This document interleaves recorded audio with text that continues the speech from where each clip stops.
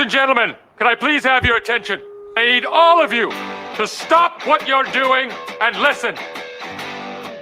Loud, unfiltered, and live nationwide. It's the Alex Strouf Show, presented by Cream City Central.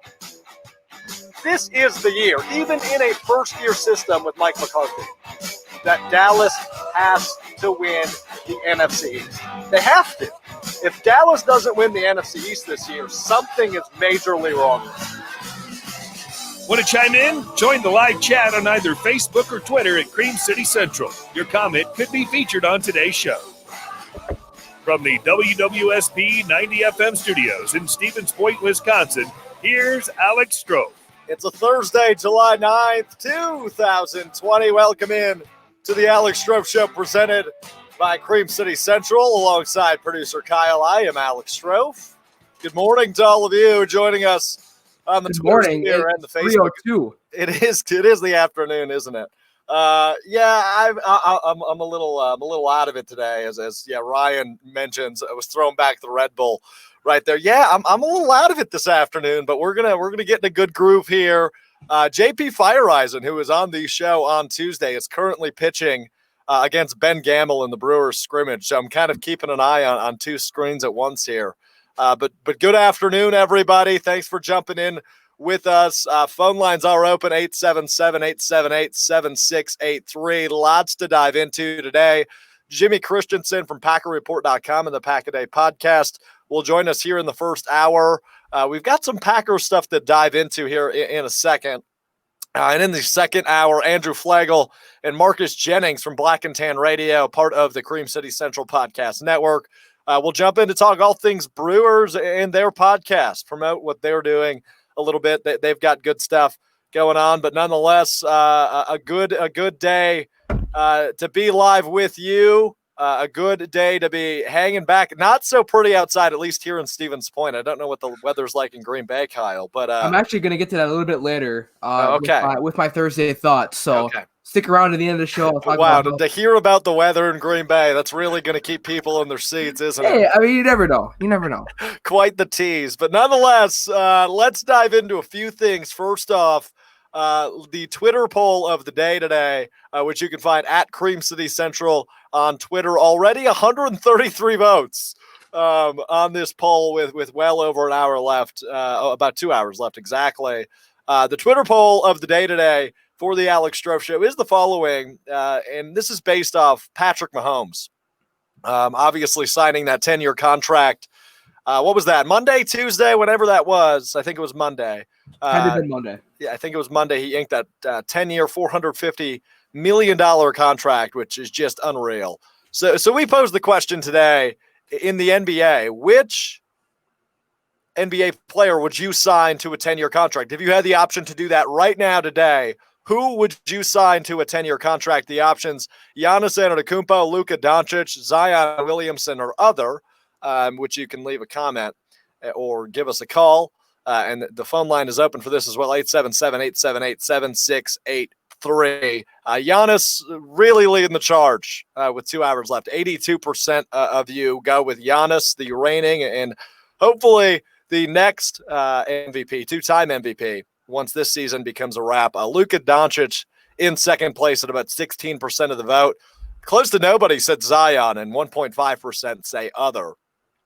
So there you go. I'm surprised at the low amount of votes for Zion Williamson. Not as many people buying into the hype. I'm not surprised that Giannis is running away with it. Obviously, Cream City Central, we're a primarily Milwaukee, Wisconsin-based sports blog. Yeah. But I want to bring up a comment that actually came from my friend Said. He says Luka, and I agree with him. I went with Luka as well. Yes. I voted with Luka. For as much as I love Giannis, and I think that hopefully he's a Milwaukee Buck for life. Yeah, I'm not taking him the next 10 years. See, and I mean, it's tough, right? I mean, I don't think there's really a wrong choice, especially between those two. I think you're going to get multiple MVPs, maybe a championship or two out of both of those guys. Yeah.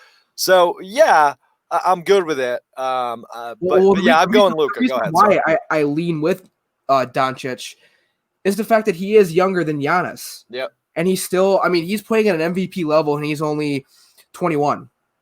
So, and Giannis is 24, 25 years old, going to be 25 in the fall. Yeah.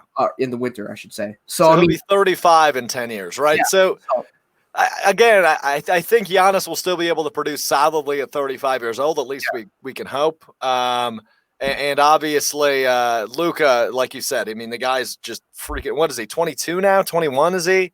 I mean, 10 years from now, he's going to be probably at the back end of his prime. So that's that. I agree. That's the reason I went with Luka. I like what Dallas is building. I think Dallas is going, assuming he's still going to be there.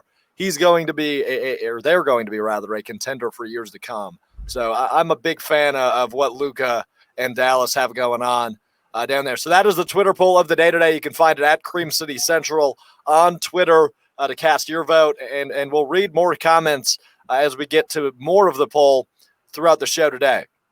But the next thing I want to get to is something you can also find on Twitter. It's been all over Twitter. It's got Aaron Jones' name trending on Twitter today because it's the second week in a row where there's Packers slander and people are going to go at it. So second week in a row, it's been more like a couple months in a row. Like, let's be honest here.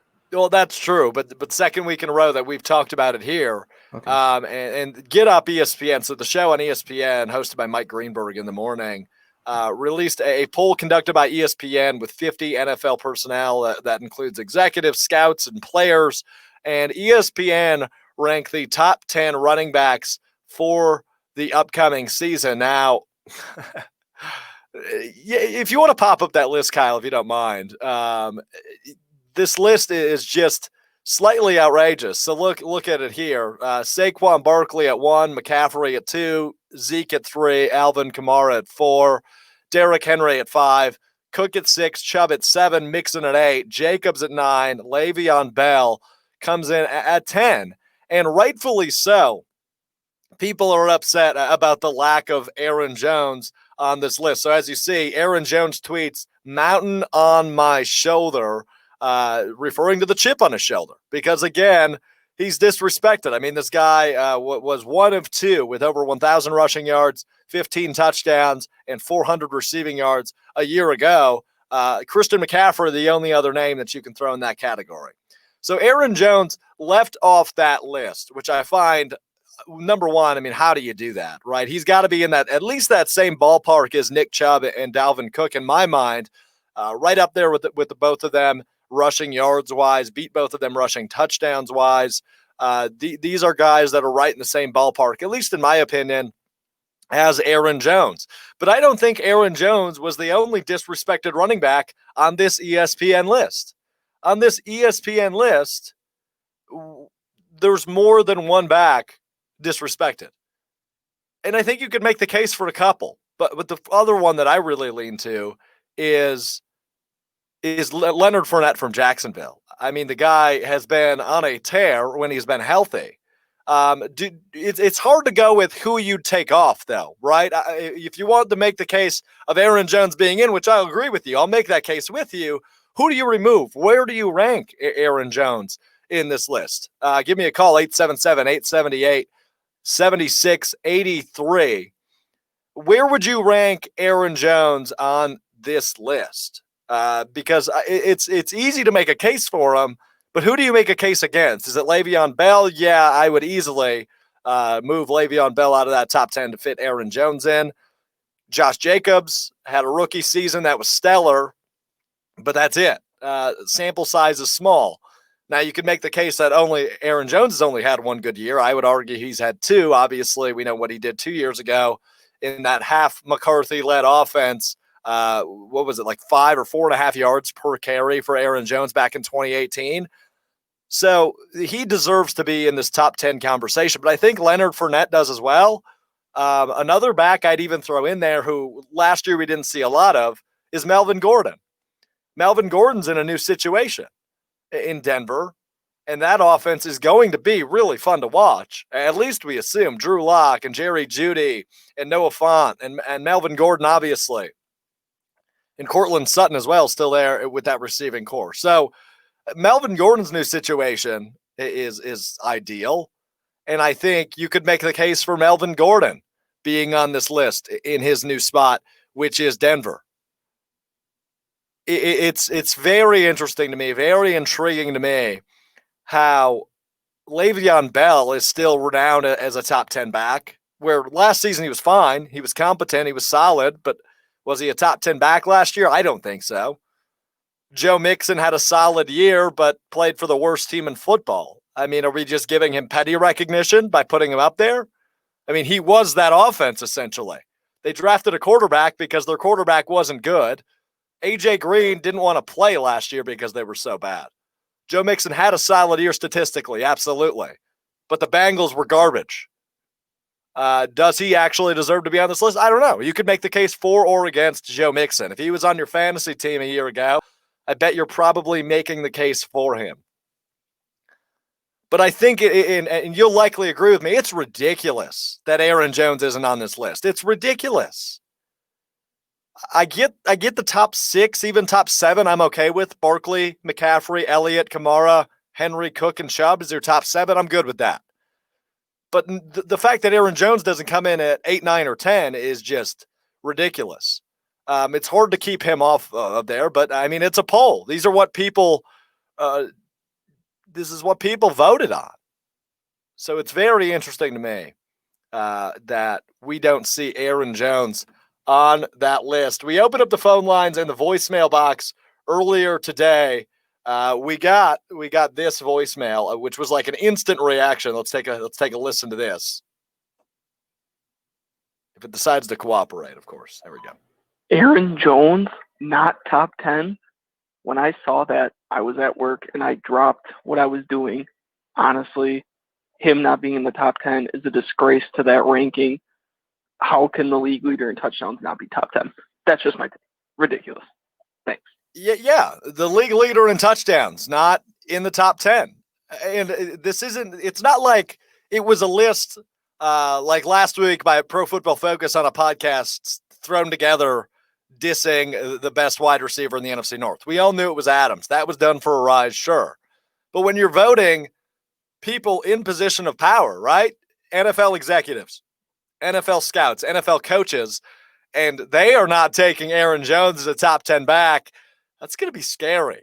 And we keep adding chips to these big key pieces of the Packers offense. Aaron Rodgers, his replacement was drafted this year. Aaron Jones now not being viewed as a top 10 running back in the NFL. Devontae Adams by Pro Football Focus not being renowned as the top receiver in the NFC North. You're adding all these chips to a 13-3 offense from a year ago. You're adding chips to the shoulder, of a 13-3 offense from a year ago. This only spells out good things, in my opinion, for Green Bay. If you keep disrespecting Devontae Adams and Aaron Jones and Aaron Rodgers the way you are, something's got to give, man. And this is a big miss, in my opinion, by these executives and coaches and scouts. While they are all entitled to their opinion, to not have Aaron Jones in the top 10, surprising. And I mentioned 2 other names, Leonard Fournette and Melvin Gordon, not being on those lists either. That's interesting to me. I know you can make the case against both those guys, especially in the health realm, but those are 2 top 10 guys at their peak as well. And I think we could have a rebirthing of sorts for Melvin Gordon this year in Denver. I can't speak highly enough about what they're building in Denver, and Melvin Gordon now being a part of it at 26, 27 years old. I think he's going to have a big comeback year this year, Melvin Gordon is, and Leonard Fournette, we'll see what happens with him. But moving on, before we get to Jimmy Christensen here in about 15 minutes, the Big Ten is expected and now has it's come out across a couple things. Nicole Auerbach from The Athletic was the first to report it, that the Big Ten is expected to announce a conference-only football schedule for the fall. Now, this comes after the Ivy League has said they will not be playing any form of athletics until at least January 1st, which we knew the Ivy League was ahead of the curve back in March. The Ivy League canceled their conference tournament 48 hours before the NCAA tournament was canceled, and they were the first conference to shut down their conference basketball tournaments back in March. And now they are the first to say, hey, we're not doing this fall sports thing. Now the Big Ten, a day later, says this. They're expected to announce a conference-only football schedule for the fall. So they're still planning on having football. Will there be fans? We don't know. But it looks like this. So Wisconsin's non-conference schedule here in the 2020 fall consists of this: Southern Illinois, the 12th of September, followed by Appalachian State, the 19th of September. Now, both of those games are wiped away, so that's 2 off weeks for Wisconsin there in September, at least as it stands.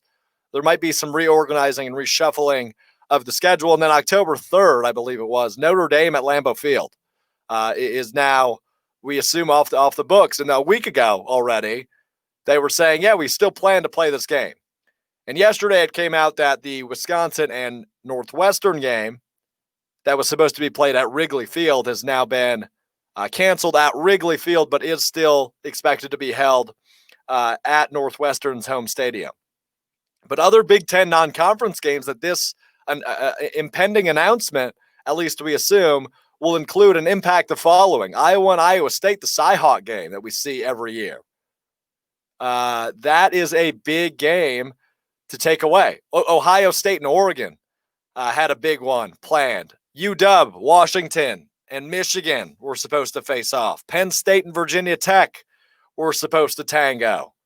Michigan State was supposed to take on Miami. I mean, there was a boatload of big non-conference games in the Big Ten for this fall that are no longer scheduled to be played.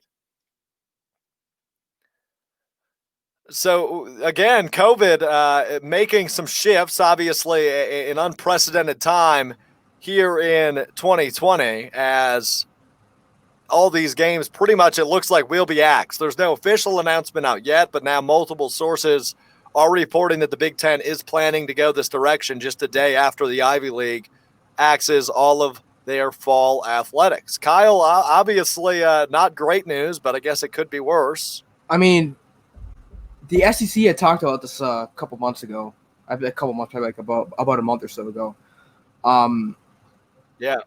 I want to bring this up too. The Pac-12 has announced that they will be doing the same thing this coming in as we are starting our show this afternoon. So I want to bring up a point, because we just talked about Notre Dame a little bit ago. Notre Dame, the majority of their schedule is non-conference. So how does this affect Notre Dame? Now they're not playing Wisconsin. They're not going to play USC because the Pac-12 just announced they're not doing non-conference games. So are they going to play Army 8 times? Right. I think the Notre Dame thing is a great question. And I wanted to bring that up because are they just going to be adopted for a season by a conference? Perhaps. I don't know. I've always thought that maybe Notre Dame could fit into the Big Ten. Yeah, I was going to say, where do you slide them in? The Big Ten makes the most sense geographically, I think. So does the Big Ten adopt them for the 2020 season? Maybe it's possible. And then maybe that game at Lambeau still becomes a thing. I don't know if that would be the case though, because Northwestern Wisconsin game was moved from Wrigley Field to Ryan Field, so maybe they would have that game at Camp Randall then instead. Yeah, maybe.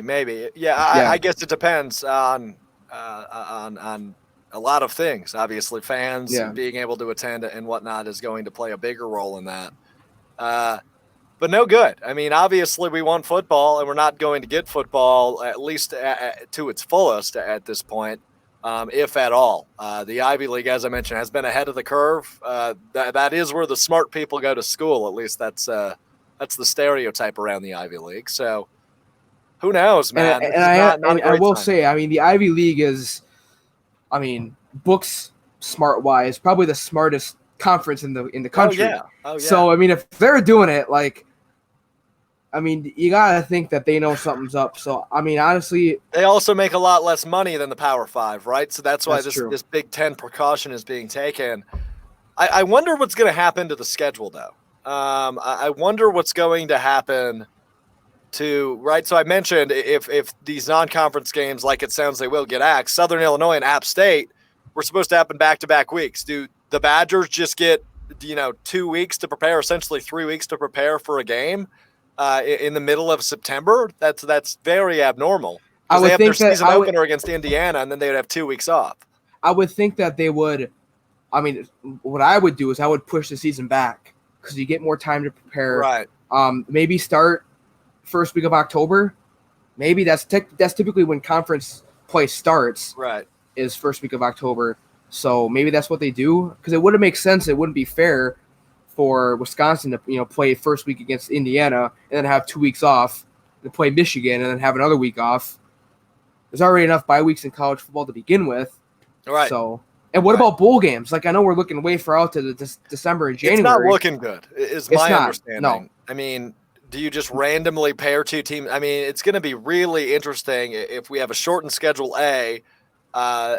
Obviously, you can still try to have your conference championship games, but with the non-conference games not being played, isn't that going to change the win-loss a lot? And isn't it going to implicate, could we have a three-way tie somehow in the Big Ten?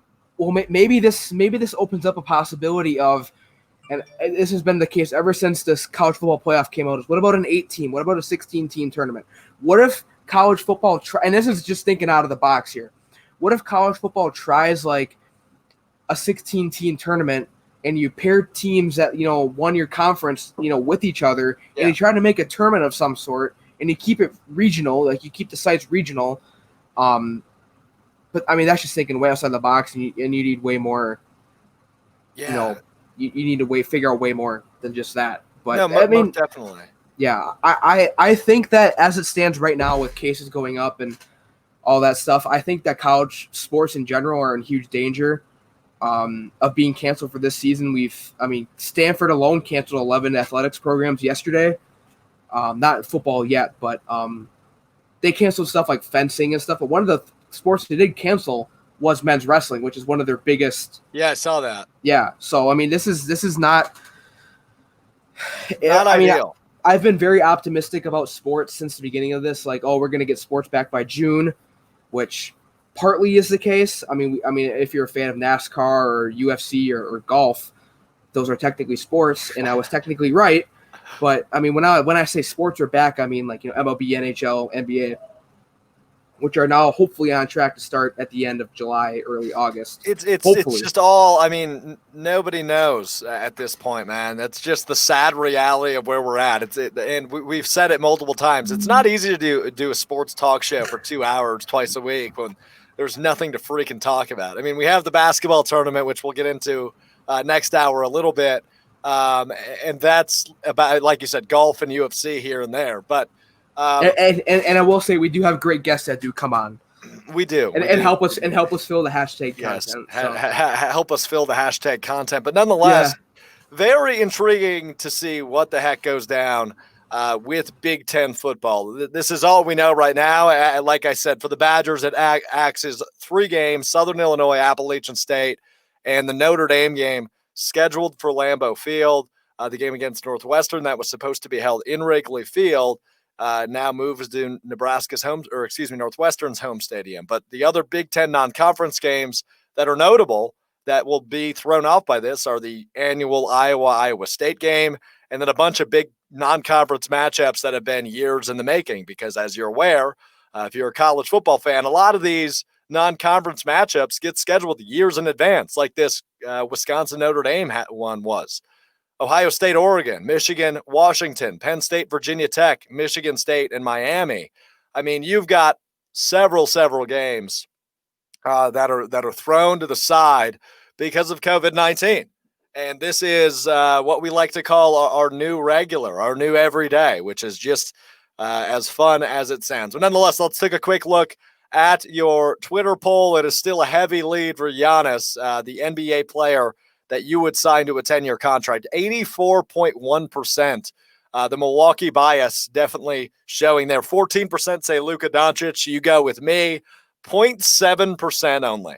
That's got to be one vote maybe. Says Zion Williamson. And 1.3% say other. One of the comments, which gave me a good chuckle, was Harrison Barnes was an answer, because clearly that guy just plays his butt off. Chiming in with that is Braxton on Twitter.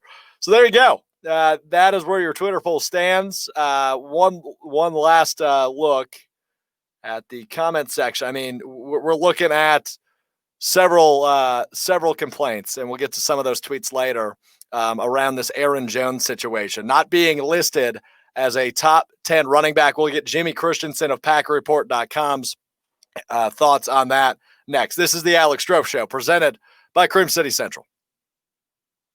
So I'll start with the NFL, because the NFL, like I just said, is in a unique position. And there are a lot of people going back and forth as to whether or not the NFL is going to have fans week one. Are they going to do something similar to Major League Baseball and have two different leagues? We'll see how that goes. But some comments I want to touch on from ESPN are John Harbaugh's comments. And this is something interesting, because the NFL has been trying to work out ways for the players to come back and play safely, whether that's through face masks, social distancing in locker rooms, what have you. My own personal opinion on this is either you're just going to play the game or you're not. You can do everything you want to have the players wear masks and be safe in the football field, but then again, football is a contact sport. So a quote from John Harbaugh here, he says, "I've seen all the memos on that, and to be quite honest with you," he's talking about coronavirus and opening up facilities, "it's impossible what they're asking us to do, humanly impossible. So we're going to do everything we can do. We're going to space. We're going to have masks. But, it's a communication sport. We have to be able to communicate with each other in person. We have to practice.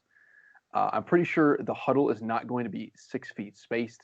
Are you guys going to shower one at a time all day? Are you guys going to lift weights one at a time all day?" So anyways, Harbaugh goes on just like this, and he's just bringing up obvious points. And to go back to my original point, I believe that they're either going to play the game and just kind of roll with it without such incredible restrictions, or they should just not, because it's either going to be one or the other. The Lambeau Lead, Cream City Central's official Packers podcast. Download wherever you get your podcasts.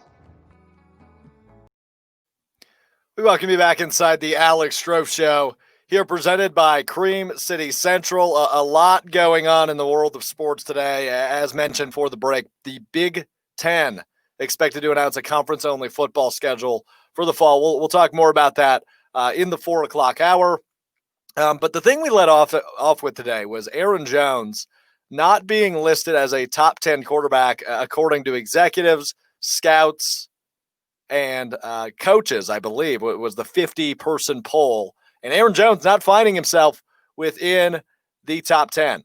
So we go to 24/7 Sports and Pack-A-Day Podcasts.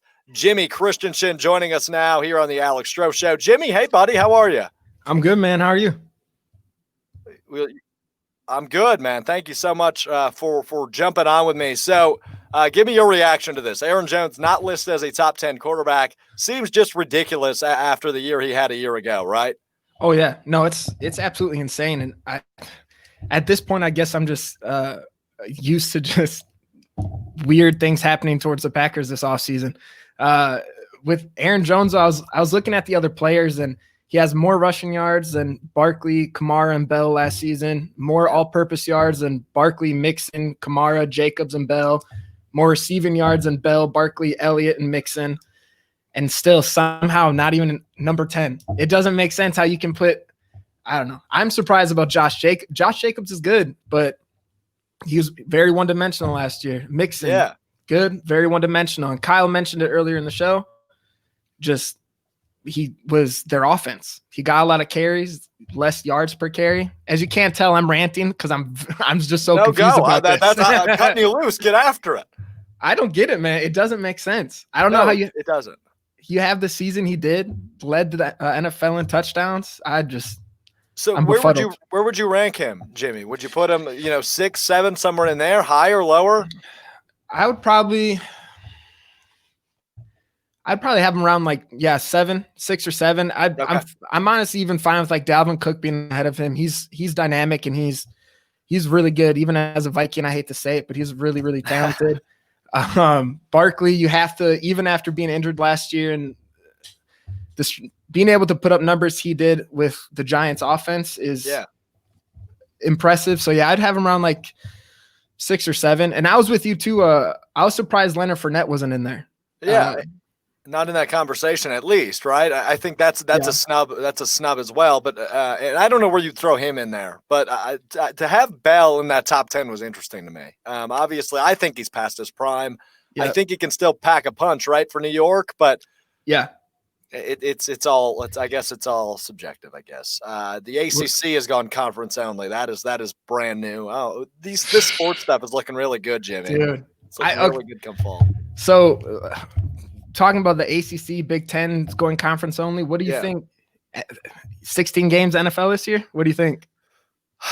I don't want to be a pessimist because, of course, I want to say yes, but it's not looking too good, is it? They might make a total schedule change similar to that of the MLB. It's going to be very, very interesting to see how the NFL ends up. Do you have a Sam Congato jersey behind you? I'm sorry, I just noticed it. Yeah, I do. I met Sam Congato when I was like 6 years old, and I think that's when he was here. Yeah, when he was in Green Bay. But that is fantastic. That is one heck of a jersey. I can't lie. This is the second Sam Congato one I got. I did a year abroad teaching in China, and I have to admit, you could get jerseys really cheap over there, so it's not 100% authentic. I'm very sorry, NFL, but they're coming for you. I know they'll probably be at my door soon. I bought one and I was out and I pretty much ended up giving the jersey away because someone was asking about the Packers and I was like, he was a foreigner too. And I was like, here, man, take it. Represent it in your country. Represent Sam Congato everywhere. Yeah. If you had to give one jersey away, that's probably my favorite option because that's just hilarious in 2020. But nonetheless, Jimmy Christensen of 24/7 Sports and PackerReport.com, our guest. Jimmy, you put out an article, I believe it was yesterday. You spoke with Chandon Sullivan about that D-back group, 2020, his opportunity as a lead slot corner. What was that conversation like with Chandon Sullivan? It was awesome, man. I guess before all the people I talk with, obviously want to do some research on him and things. Yeah. And just looking at the college, he went to Georgia State. He said it was a newer college. He was able to set like the all-time interception record, pass deflection record. Somehow he went undrafted after being a 4-year starter, which was really surprising. Yeah. But just talking with him, he's everywhere he's been. When he was with the Eagles, worked his way up from undrafted to practice squad, played 5 games for him, even started. The Packers, he made the most of his opportunities. And one of the big things that he just kept talking about, and a lot of other players too on the defensive side, the young ones, like Will Redmond said it, Kadar Holman, is that they're just versatile. And in a secondary with Pettin as a D coordinator, he likes to try to throw some funky things in there. And Sullivan was mentioned to get the slot corner position, but I wouldn't be surprised to just see him all over the defense. That's what he said. The first thing he said to his coach was, I'm a ball player. I'm versatile. So, yeah. And taking a look at that D-backs group, it's a group we talk a lot about, right? Obviously, Kevin King going into a contract year. We know Jair's kind of that number one guy. The safeties look good. But overall as a whole, you mentioned you've talked to guys like Kadar Holman and Will Redmond and obviously Chandon Sullivan, as we just referenced. What's your whole takeaway from this D-back group going into 2020? Hungry, obviously, you said versatile, but what's your whole takeaway from that group? One thing that I've been kind of thinking about more lately, and it's making me a little bit nervous, but the loss of Tremont. I think talent-wise we're there to replace it. He's a 16-year vet. He looked great last year. And even if we bring him back, I'll be super happy to have him on the team. But just as a leader in the secondary, like that position group is very young. Mm-hmm. Our oldest player in the secondary is Adrian Amos, who's only in his second year with the Packers. Kevin King is going on to his 4th year, Jair 3rd year. Redmond was drafted in 2017. So like Sullivan's only 20, he's going on to be 23 or 24. So like everyone's young, which is good because they have a lot of upside. But then when you get later on in the season or in the playoffs, sometimes you want to have that experience in that secondary to kind of help out. They're young, they're hungry, but the loss of Tremont Williams is seeming a little bit bigger to me lately. Yeah, and that's actually not what I expected from you. Tremont Williams is kind of that glue of that secondary is the way you view it. Yeah. Interesting. All of them were mentioning too, just you hear of other podcasts and things where like players say when they talk to older veterans, like, yeah, they would be there to help me if I asked them, but they wouldn't go out of their way to come like help me because like we are in a competition. Every player I've talked to said the complete opposite of Tremont. Like he'd go out of their way to help him. Even though he had the spot ahead of him, like he was still working to help the players behind him get better. Like right now he's in Houston working out with Kingsley Keke. Like he's not even part of the Packers and he's still working out with players and stuff. So that's awesome. Yeah. Very interesting. I saw a tweet this morning, Jimmy, and I'd like your opinion on it, right? Obviously, Tim Boyle, who you spoke with earlier in June, is there still a legitimate chance that he gets QB2 in 2020? For a second, I thought you were talking. I put a stupid tweet out today about Rodgers having 62% completion last year and Tim Boyle having 75. No. Oh, I thought you were bringing that up. I was like, yeah, he's QB1. No, I think we could see him at QB2 next year for a couple reasons. One, talking with Tim Boyle, he's another player. MVS was another one like this, but he had 6 different offenses so far since starting college. Yeah. And so this is the first time since being at UConn that he had the same offense 2 years in a row. Oh, wow. So like that's huge. Or maybe it was at Eastern. Yeah, no, not Eastern Kentucky is when he had 2 years in a row. Yeah. So it's been a while. And I think having another year to grow behind Aaron Rodgers and being an offense that he's used to will be beneficial for him to be quarterback number 2. And I also think having him in that position takes away a lot of the drama. Like if you just have Love at quarterback 3 and just say, look, you're learning right now, man. Like you might come in some funky plays, as Brett Favre said, to be our quote unquote Taysom Hill. Man. But I think to avoid drama, I think he's going to be QB3 or Boyle will be QB2.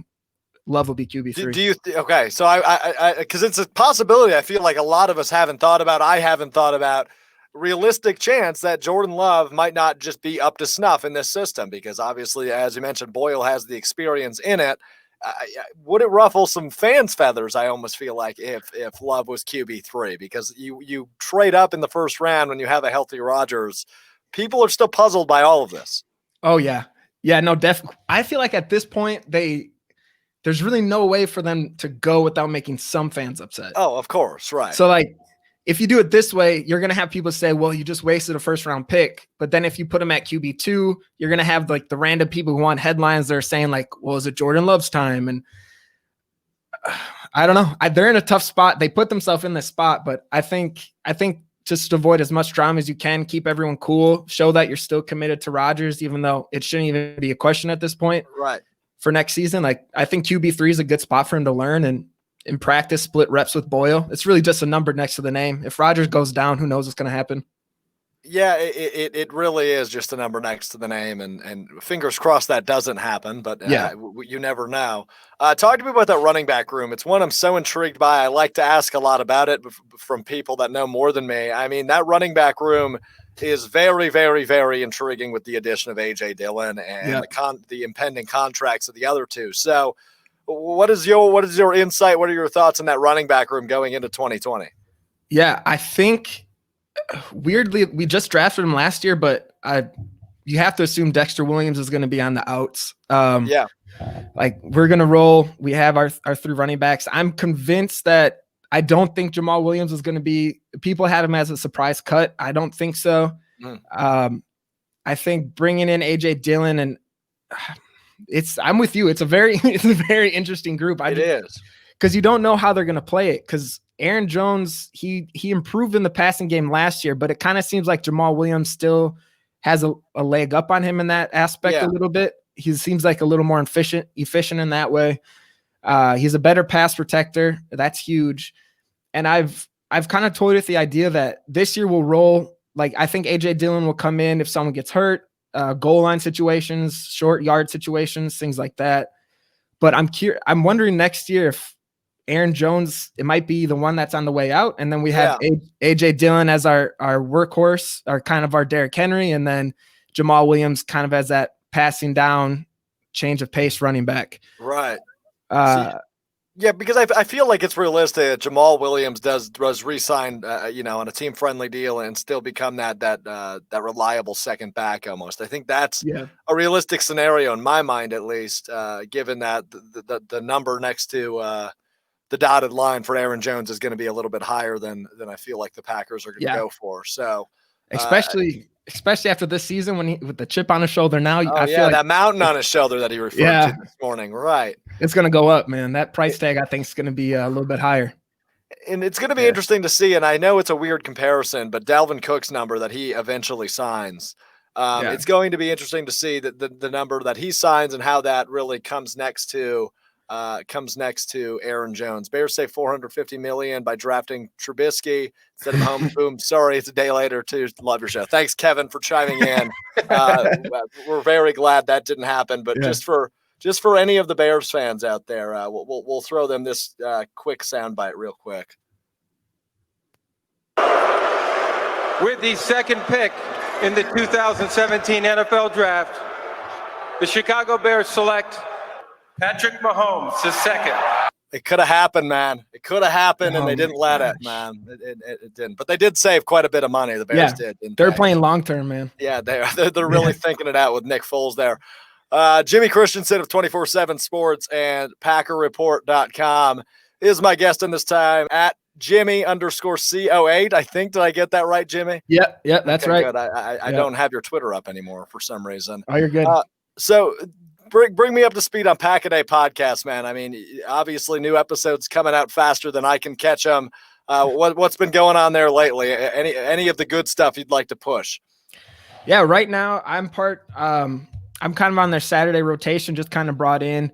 I'm new to it, so yeah, the guys and gals there have been killing it. I know Jacob Westendorf's always on Wednesdays. They just had an episode now where they brought their spouses on. Oh, so like Maggie brought her husband, Jake brought his wife, and when I was talking to Jacob about it, I was like, my wife knows nothing about football. That's kind of cool. And he's like, oh no, mine doesn't either. So I'm interested to listen to that one because I'm just trying to think of my wife talking about football and all that stuff. Yeah, that's very interesting because I know I can't. I can speak for my girlfriend when she doesn't know what the hell I'm talking about during this 2 hours every week. But nonetheless, all right, I'm going to throw a couple quick ones at you. I've been asking every NFL guest this one. Yep. So I'm putting you on the spot. Your way too early prediction for NFL MVP in 2020. All right, this one has. I actually was just talking to a buddy about this the other day, and I have a little bit of a hunch on this one. I think. Okay, let's hear it. So Russell Wilson's been working out with Antonio Brown in the backyard, you know, and if they get AB, as crazy as that man is, it has to be the year. It has to be the year that Russell Wilson at least gets one vote. That's also my pick. So I'm with you. Okay, yeah. I'm on the Russell Wilson bandwagon as well. So I like that pick. That's good. So the number 2 wide receiver for Green Bay this fall will be who? I think my dark horse pick is MVS. I just think I mentioned it before. He's been in so many different offenses. Last year was his first year with Matt LaFleur. He's going into his second year with him. He's had all the time in the world to study. You know what I mean? Like that's one of the things I've talked with a lot of the Packer players is like, oh yeah, I'm working on my mental aspect right now. So I think he's going to talk about chip on their shoulder. People have given up on that man very quickly. Like granted, we had hype on him last year, working out with Randy Moss and things, but a lot of people already kind of riding him off. And I think I could see him stepping up and being wide receiver number 2 next year. He has to be hungry. Yeah, that's my pick. I'm gonna go with him. I like that. Obviously, we saw what Lazard can do. The one name that I'm interested by is EQ St. Brown. Obviously, hurt last year. It's going to be interesting to see how he plugs in his, I guess, first technical year of this LaFleur offense. It'll be interesting to see what he brings to the table. Yeah, but sorry, this is kind of another one question I guess I have for you. I'm throwing it back at you. I like it. Hit me. I have an article coming out. It'll probably be out in like a week or so. But Tim Boyle's. I asked players their offensive breakout player and their defensive breakout player. It's funny. I was going to throw that at you next, so that's good. Oh, really? Oh, perfect. Yeah. Tim Boyle picked Jake Kumro. Alan Lazard picked Jake Kumro. And I don't even know. My thing was like, I don't even know if he's going to make the team. That's what I was about to say. I don't know if Kumaro is going to make the roster. It's going to be interesting to see how that wide receiver room shakes out because I don't know if Kumaro makes the roster, in my opinion. My offensive breakout would be, mine personally would be Jay Sternberger. I think that everybody's high on him. So I'm not going to go really fancy there by any means or really sexy by any means. But I'd go Sternberger. Yeah, I don't know. Kumaro. Does he make the roster? You're saying no as well? I didn't think he was going to. And then now hearing all this hoopla.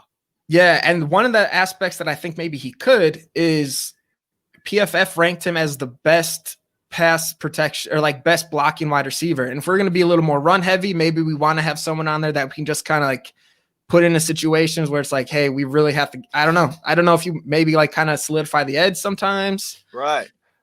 Maybe Yeah, that's the way on. The other thing, him being the oldest wide receiver on that team right now is just such an interesting or intriguing little facet of that offense where we don't know, if he's already hit his peak. I mean, has it already happened? Can he really provide a bigger spark than he has in past years, especially with some of the new additions on the offensive side? So we'll see with Kumara. I think that's one of the really fun asterisk notes in your notepad for training camp once it rolls around is where Kumaro fits in. My next question was defensive breakout player. I know you've been talking to a lot of D-backs. Do you have a hunch about any of them? This one's not going to be exciting, but I think I'm going to have to go with Darnell Savage. Okay. Just going into his second year, he was hurt a little bit last year, and it was one of those nagging ankle injuries. And for an explosive player, that's going to affect how you play, how you move. Right. He was more instinct last year, beginning your first year. That's mostly what players say. And I think going into his second year in the same system, I've been harping on that, but I just think that's really huge. So he's my go-to guy next year for breakout. I like it. I mean, I've got several picks in mind. I have a big guarantee that I'll make. I think Kevin King will lead the team in interceptions again. I think he's gonna balance well again back there, and he'll go get his money for the following year. A breakout. I do like Kingsley Keke. It seems like he's been all over the internet the last few months doing interviews saying that he's ready to break out. Yeah. I'm buying into the hype. I think he'll get some good looks. I'm excited to see what Rashawn Gary does in year 2 as well. Yeah. Maybe he could really play that extra role, but we will see. Jimmy, go ahead, plug anything you want to because you do a lot and I don't want to do it for you. So have it away. We appreciate the time. Oh, yeah. No, I appreciate you guys having me on. I was waiting. I was hoping. I was saying to my wife, I was like, I hope they ask me to be on the show soon. Here you are. We're glad we did it because, we've been waiting for it to happen. So thank you. But, go ahead. Plug whatever you got going on, my friend. I'll have another interview, hopefully with Kingsley Keke coming out next week on the Pack-A-Day. I'm talking with his people right now. Hopefully have him on. I did an article on him, but it's always kind of fun to do both. And then I'm going to let someone else make the big announcement. But I have something in the works right now. I'm part of a team that's putting something together, and the announcement will be out really shortly, but look for something really cool happening in the next couple weeks.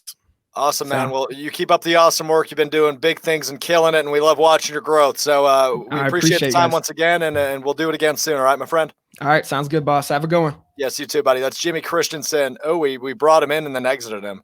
That's on me, Kyle. My bad.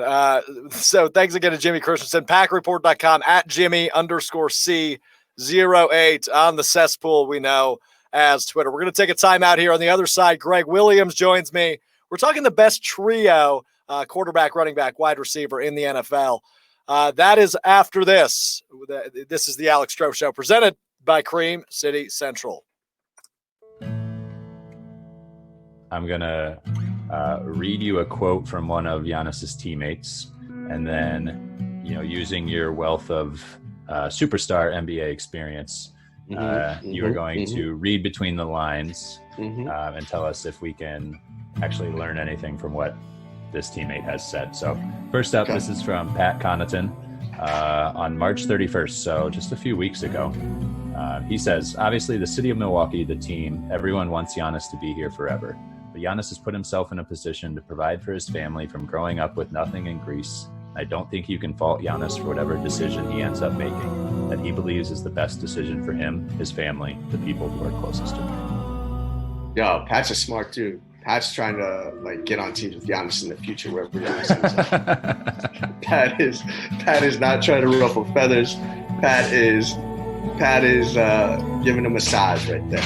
That's my gut. And can you blame him? Not at all. Not at all. Yeah, he's a 6'5" white dude who relies on his athleticism. Yeah, I mean, how much of a career does he have left? There's a ceiling. There's a ceiling.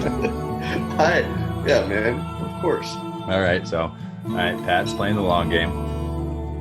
Small Ball, Milwaukee Bucks micro podcast, presented by Cream City Central. Download wherever you get your podcasts.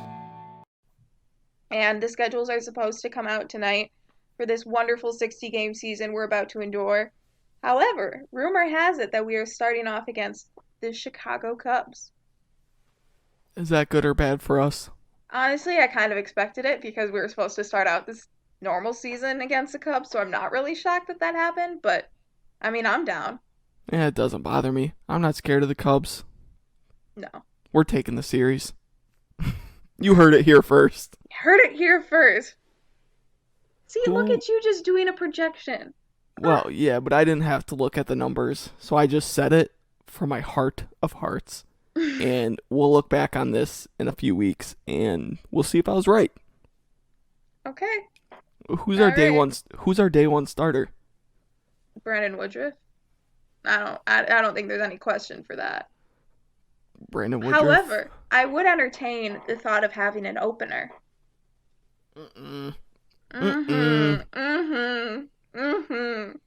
No. Sorry, I had a mouthful of soda. Wow.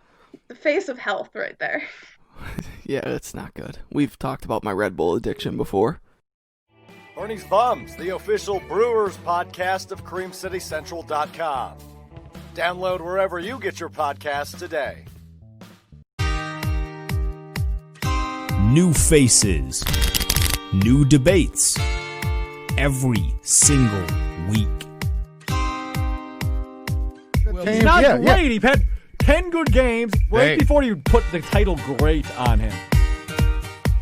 It's time for Fight Night with Alex Strouf. Ring the bell, because here we go. It's time for another edition of Fight Night right here on the Alex Strouf Show. This week, our topic was what is the best quarterback, running back, wide receiver trio in the National Football League. I went the direction of New Orleans with Breeze, Kamara, and Thomas. And now we turn to our good friend Greg Williams, who joins us now. Greg, you went an interesting route. You went with Kansas City. Tell me why. Yeah, well, here's the thing. I mean, Patrick Mahomes, first of all, just got paid, and he owns pretty much the world right now. But I went Kansas City. I think they got two stars in Patrick Mahomes and Tyreek Hill. And I'm really high on Clyde Edwards-Helaire. He was really good at LSU, and I think he could be really good in that Kansas City offense. I mean, your trio is unbelievable as well, so I can't false you or anything about that trio at all. Right. Yeah, it's tough because I think this is probably 1 and 2. I mean, there's probably like 40 you can make a really good case for as the top 4, and they're interchangeable. So I'm not going to sit here and tell you you're an idiot because you have the best quarterback in football. Tyreek Hill, who's probably the fastest wide receiver in football, and we'll see what what is it? CEH does? CEH, those are the initials. Yeah. So CEH, we'll see what he does. I mean, obviously we knew what he did. He was a national champion last year. So hopefully he can fit in nicely, plug in nicely. That was a steal for them in the first round of the draft. So they've got their feature back. Obviously, the jury's out there, so we can't really make a ruling on what he'll do in Kansas City, but the other two are good enough to speak for themselves. But you look at New Orleans, I still think they are the top trio. Breeze and Thomas have been just an unbelievable connection the last 3 years. Thomas has been the top receiver the last 3 years combined. And obviously, Alvin Kamara led the league in running back receptions last year, or receptions for a running back, rather.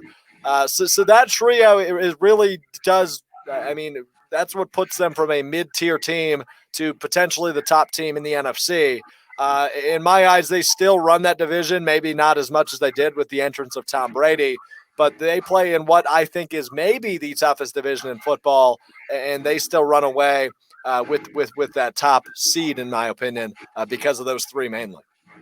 Yeah, I mean, like you said with Kamara, one of the best receiving backs in the league, and if it wasn't for Christian McCaffrey, he'd be without a doubt like the best receiving back there. Drew Brees, always accurate. Michael Thomas is always a threat. Yeah. Some people say all he does is run slants. He's one of the best receivers in the league, like you said. And, yeah, the AFC South, very tough. If the worst quarterback in your division is Teddy Bridgewater, that's a pretty decent division, yeah. Yeah, definitely a decent division if that's the case. But nonetheless, so I guess I got to ask, this trio ceiling for you, it's a back-to-back Super Bowl, right? I mean, no doubt in your mind for Kansas City? Oh, yeah, no doubt. I mean, with Patrick Mahomes, I think like at any year you have a chance to win the Super Bowl. Yeah, me too. Tyreek Hill, I mean, he battled injuries for the past couple of years, mostly with the hamstring. Yeah, like you said, he's one of the fastest receiver, if not the fastest. So, I mean, one of the strongest arms with one of the fastest players in the league. That's kind of lethal right there, and we'll see what Clyde Edwards-Helaire does. You got to expect him to be in the passing game a lot. Running, that might be switched with Damian Williams. But I still think maybe towards the end of the season, they're going to realize that, hey, this kid's really, really good. Maybe could be a 3-down back once we get closer to the playoffs. And, yeah, maybe even another Super Bowl. So when you look at New Orleans, where do you cap them off at? Is that also a Super Bowl run for them? Yeah, I can see. I mean, the past few years, they should have been, maybe in the Super Bowl. Fortunately, the Minnesota Vikings happened. I mean, they've had the Rams. I mean, they've had so much misfortune for them, and yeah, they can still do it again. They got a really good offense, a really good offensive line, a defense too. The only downfall is they're in the NFC, where you have the Buccaneers, the Packers, the Vikings. It's just the list goes on and on. So hard to reach the Super Bowl, and when you're in the NFC, especially right. I mean, it is the Western Conference of the NFL. Essentially, is the way I look at it. It's ridiculous. So, it is. So, and I'm with you. I think that NFC South, as you mentioned, when the division's worst quarterback is Bridgewater, you're probably doing something right. I think there's a very good chance the Super Bowl champion comes out of that division this year, or excuse me, the NFC champion comes out of that division this year. I think New Orleans, I mean, they're on their last legs with Breeze. The window's closing. There's no secret about that. So, and obviously Sean Payton's been there for years and years. So it'll be interesting to see what it caps off as. But Greg, I'm gonna let you make your final case here as to why Kansas City over New Orleans for you. Patrick Mahomes. That's all I'm going to say. Patrick Mahomes, he can make anyone look good. Tyreek Hill's already a good enough wide receiver, a star in the league. Clyde Edwards-Helaire was a star at LSU, first-round talent. With a guy like Patrick Mahomes, the ceiling is going to be unbelievable for this guy, only a rookie. And we see a lot of rookies, a lot of young backs in the league. A lot of teams like to use them for high production, so expect Clyde Edwards-Helaire. Plus, he has an awesome name, too. He does have a fun name. Guys. Yeah, you're not wrong there, Greg. And here's where I'll go with New Orleans, right? I'll give you the quarterback advantage with Mahomes, but I'm going to take the advantage from the other two, Michael Thomas over Tyreek Hill and Alvin Kamara over CEH, as we call him now. I'll take 2/3 and Drew Brees, who goes down in my books at least the top 10 quarterback of all time. The window's closing. Yes, I'll admit that, but I think he's still got enough time left, at least a year or two, to win that division and win the NFC, we hope, with that trio, because that is a really fun trio, and we want them to go down in some NFL history books. So, Greg, appreciate you taking the time. If you want to plug your Twitter, have at it, my friend. Yeah, Greg Williams 28, pretty simple. Want to give me a follow on Twitter? There it is. Cool, man. Appreciate the time. Thank you for having me. That's Greg Williams here for Fight Night as we discuss the top trio in the NFL. I mean, I'm curious to hear your comments. Go ahead and chime in the live comment section below. Obviously, neither of us went with the Devontae Adams, Aaron Jones, Aaron Rodgers trio in Green Bay, which is one of them you could easily we could obviously make a great case for. We're going to take a timeout, and headlines on the other side. The Black and Tan podcast, boys, coming up on the other side. We'll do it big in hour number 2. This is the Alex Strouf Show, presented by Cream City Central. David Bakhtiari, should the Packers just pay the guy whatever they want or whatever he wants? Should they try to negotiate? Will he get a little bit of a hometown discount? How do you foresee that playing? Because this could go many ways with Bakhtiari. Yeah, I definitely agree with you on the fact that he is a top, if not top 3 in the league. I really think that bringing David Bakhtiari back is a priority this offseason. We do some big names along with the Kenny Clark that we have to also make fit in that. The biggest worry that I have is if we sign him for a big amount of money, we won't be able to bring back people like Aaron Jones or Kevin King, which I don't think either one of them may come back. But I really do feel that bringing David Bakhtiari back should be a priority for any team. If you have a left tackle that good, it's going to be a priority. I personally just feel that bringing him back would not only elevate our line with the young people we brought in this draft, but it would also elevate that leadership in the room that we need. So it keeps it at a level we need it at. Yeah, Bakhtiari is a solid leader on that offensive line. A guy who's protected Aaron Rodgers since 2014, I believe. No, 2012. I can't remember. But Bakhtiari has definitely acted as a professional when coming to talk about his contract. That was a short clip from the Lambeau Lead, Cream City Central's only Packers podcast. Make sure to check it out today.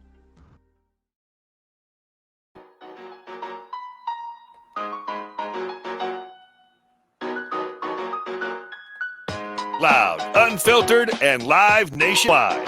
It's the Alex Strouf Show, presented by Cream City Central. This is where things get a little tricky. I think the team that voted no today is going to be a playoff team. From the WWSP 90 FM studios in Stevens Point, Wisconsin, here's Alex Strouf. It's a new hour, so there is new headlines to go over. Producer Kyle is here. First thing I want to say, I don't like the fact that we're switched. Yeah, this is abnormal, isn't it? I know it's because fun fact I mean we know why, but I don't like it. I don't like it. Sorry, I'm sorry. It's okay. We'll go back to normal next week. I'll allow it. It's okay. All right, great. So, what do you got? 4 p.m. headlines. Actually, first thing I want to bring up here first, we had a comment earlier in the show that we couldn't get to because it didn't really make sense with the rest of the show. But Stephen Rip commented in the Facebook chat. Yeah, and that blocks over half our screen. It's okay. It's fine. In regard to the sports maybe coming back, you honestly think that they'd have fans in stadiums with masks? Enforcing that would be a nightmare. I agree that enforcing it would be a nightmare. I don't think there's going to be fans in the stands. I don't think in college, we're not going to see fans in North American sports probably until next year. Well, I mean, we talked about the Northwoods League. I don't think it's going to be required if they have fans in the stands. Yeah, because I mean, you can't allow or you can't enforce. I suppose you could try when they're coming in, but I mean, once the game starts and once they're in the bowl, they're going to just take them off. Right. Exactly. So, I mean, you could say they're force. You can't make it. You cannot make it. You can't make it required. I think you can recommend it, and I think people will take advantage of it like they do in the Northwoods League. But it's not going to be everywhere. I don't think. Yeah. I don't think there's going to be fans for college. If there is college football, I don't think there'll be any fans. For the NFL, I think there will be, but it's going to be minimized and spread out pretty good. So we'll see. I want to bring up this tweet from, I guess it's been since deleted, but I thought it was a good tweet nonetheless. Dave Schrader, who's a local sports guy here in Green Bay, talking about the conferences and the conferences getting going. ACC, Big Ten, and Pac-12 have all reported that they're going no non-conference games for football in their schedules this fall. He's all in favor of spring seasons for both pro and college football, which I'm not necessarily opposed to. I mean, I want to know what you think about that, Alex. I don't want to wait. I don't want to wait, Kyle. I don't want to wait for sports anymore, man. Well, I mean, hey, you don't have to wait for sports. Obviously, I love football, but when is the Super Bowl then? In July? Sure, why not? That's just going to be ridiculous. I know. I think there would be there would be a lot of logistical issues. You would probably see a shortened season. Like, how do you deal with training camp and the draft? And obviously the MLB and the NHL and the NBA have kind of worked their way around it. But I think having a 1 to 2 month layoff, like what the MLB and the NHL and the NBA are going to have, is so much harder to do in NFL because it's so much more physically demanding than the other three. So those are a couple little odds and ends I wanted to throw out before we got the headline. So thank you for sorry, let me get your name up here. Steven, thank you for the comment. Thanks, Steven. Appreciate you, buddy. Earlier in the show. Thank you for that. So now we go to the headlines. We reported on it a couple times. Brooklyn Nets players had either opted out or tested positive. Now we see the Brooklyn Nets, the very short-staffed Brooklyn Nets, have signed Jamal Crawford and, as of a couple minutes ago, have signed Michael Beasley. Yeah, I saw that earlier today. Michael Beasley also added to that. But I was really excited about Jamal Crawford, man. Yeah. 40 years old in his 20th season now. He's been a free agent all year long, and he's just been waiting for an opportunity.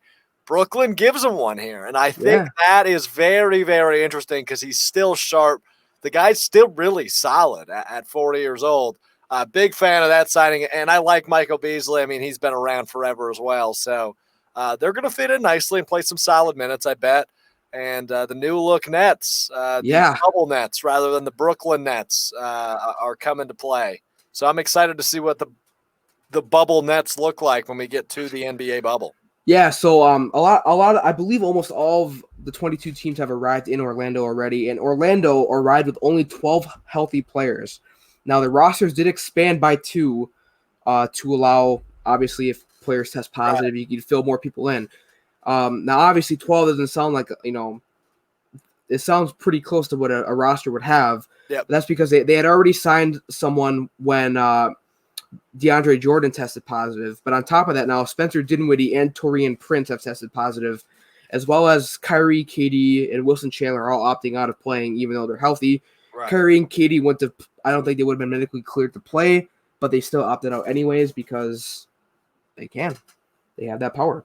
They have that power indeed. Yeah, we'll see. I'm interested to see how all the other teams fill it. Is it going to be guys from their G League squads, or is it going to be guys like Jamal Crawford and Michael Beasley and J.R. Smith, obviously, who was signed a few weeks back? I mean, there's a lot of good free agent talent out there for teams looking to sign. at guys that are playing just in the basketball tournament. I mean, some of those guys that have been playing. Well, I mean, no disrespect to Travis Diener, but I don't think Travis Diener is making an NBA roster. Well, now that he's what, 34, 35 years old, maybe so. Travis, if you're watching, man, I'm sorry. I didn't mean like Khalil Iverson has been putting it on. He's only what, 24, 25. I've watched one of the last Wisconsin Herd games. Before the pandemic started, the Herd were playing the Grand Rapids Drive, the G League of the Detroit Pistons, and Khalil Iverson's on the Grand Rapids Drive. I did not know that. See, so there you go. There you go. The more you know. The more you know. What's that? All right, moving on. Washington Redskins to remove Native American imagery from their logo. So obviously this has been controversial. But they're changing the name as well, right? Yeah. So I think they're running into a timing issue where they don't know if they're going to have the full rebrand done before the season starts. Oh, so it sounds like they're not going to have the Native American logo on their helmet. They're not. I believe they have it on their field. Yeah, FedEx are Field. they just going to go to the R that they're? Yes. Yeah, that's my guess. So, I mean, obviously, there's talk about Washington renaming to what my favorite is the Red Tails. Personally, yeah, that's my favorite one I've seen. Yeah, that's the one. I haven't seen any others that have really come out like as a front runner besides the Red Tails, but that's because I think someone had a full mock-up of it and it just blew up. I think that's really what happened with that. I almost bought the domain for redtails.com. I think it was $160, and I almost pulled the trigger on it because I figured if they renamed it, they're going to want redtails.com, and I could sell. Well, they might do WashingtonRedtails.com. See, but they do redskins.com right now. So I was trying to think ahead of the curve, maybe make myself a nice little payday. Buy redtails.com, make that an investment. Hope they choose. Yeah, because I mean, you turn $160 into. Well, there's an episode of the league. There's an episode of the league where Taco buys DallasCowboys.com. Yeah, and they get VIP tickets or whatever to the training camp. Yeah. Yep. You know what I'm talking about. I like that. It's a great day when we can get a league reference in the show. Oh yes, it is always it is always great. But anyway, that's interesting. If they go back to the vintage Joe Theismann R, I'm cool with that. Yeah, I wouldn't mind that at all. For this season, obviously, we want them to change the name. Correct. Yes, it's gonna happen. It's just it's just a timing issue with. I mean, we are 2 months out from the season. So there you go. All right. Speaking of the NFL, continuing with the NFL. The NFL and the NFL Players Association agreed to certain game day protocols. I'm going to read some of them off. The one that's most controversial and getting talked about the most right now is you see that the tradition of players who know each other or respect each other in some way, they swap jerseys post-game. And that is being completely abolished this season. Right. It has been heavily scrutinized already with it only being out for a couple hours. Richard Sherman has gone out on outspoken about it. Deshaun Watson's come outspoken on it. It's, I mean, you're going to be sweating all over these guys for a couple hours. You really what's the deal here? Football is a contact sport. I don't know if eliminating the jersey swap is really going to help. Because you could be swapping a jersey with someone and your sweat could already be on it. Well, I mean, the way I look at it is offensive linemen and defensive linemen are going to be going at it in the trenches for, 3 hours, that is. So, you're getting all the contact happening already. I don't know what a jersey swap is going to do much worse than football is already doing in and of itself. I don't know. I understand the precaution. I don't know how much of a help it will cause. I don't know. That's just me, though. I don't know how much this could actually help. Yeah, I don't know. That's the one that's been most talked about already. Yeah. So there you go. Players and coaches will not be required to wear masks. So any player on the sidelines who's not in the game, obviously you couldn't enforce having a player on the field wear a mask. I thought maybe they would make a player on the sideline wear a mask, but that is not the case. Everyone else in the bench or in or around the bench area will be required to wear a mask. So you're looking at equipment, trainers, water boys, medical staff, media. I mean, if the media is on the sidelines, if they do allow media on the sidelines, those are some people who would be required to wear a mask. And anyone with bench access will be screened before entering the stadium. And anyone who has a temperature of 100.4, I should say, if anyone has a temperature of 104, you might want to go to a hospital. Yeah. If anyone has a temperature of 100.4 degrees or higher, or who has been exposed to the virus, will not be allowed inside. That is right now only to people who have bench access. No word yet on any fan stuff if they're even gonna have fans coming to the stadium. But right, it's gonna, like I said, I don't think there will be many if they do. I just don't see how you could allow, you can allow 10,000 fans into a stadium. Sure. I mean, if you look at a team like the Browns, they could probably have extra seats available. Not the Browns, the Dolphins. Sorry. Sure. The Dolphins, could they get 10,000? I don't know. But you look at Green Bay, you look at Seattle, you look at Dallas, you look at all these popular NFL teams. How are you going to choose which 10,000 fans get into a stadium? Yeah, that's going to be interesting, and I guess that's something they probably have in the works. And I know the Packers. The resale value is going to be through the roof. Yeah, for sure. I mean, 10,000 or something. Yeah, right? if the Packers did come up with a plan for season ticket holders, they can either opt in for this season if there is games, or they could opt out and take their money and run, or put that money towards 2021. My parents are season ticket holders, and I believe they're choosing to opt out for this season. Understandable. I would do the same if I was a season ticket holder. I would too. I mean, as much as I want to sit at Lambeau Field and cheer on my lovely Green Bay Packers, I am not doing it. Can't justify it. No, I get it. It completely. Cool. You got anything else, or is that the news? That's the news. That's slow, the news. Slow news day, as they say. So little slow news weeks, especially in the world of sports. But we make with what we've got, man. Slow news, 3 months. But so something not so slow, Kyle, that I want to jump into now is the fact that the Brewers on Tuesday, we talked about it, happened on Monday, released their 60-game schedule for this summer.